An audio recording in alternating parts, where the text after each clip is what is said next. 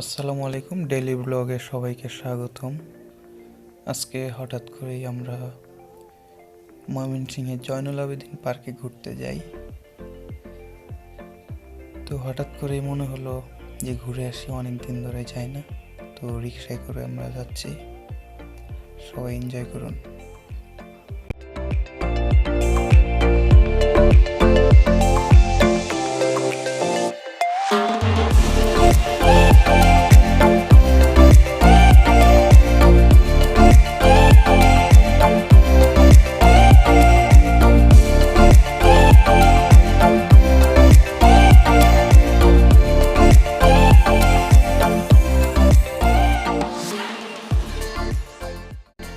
তো আমরা প্রায় পার্কের কাছাকাছি চলে এসেছি।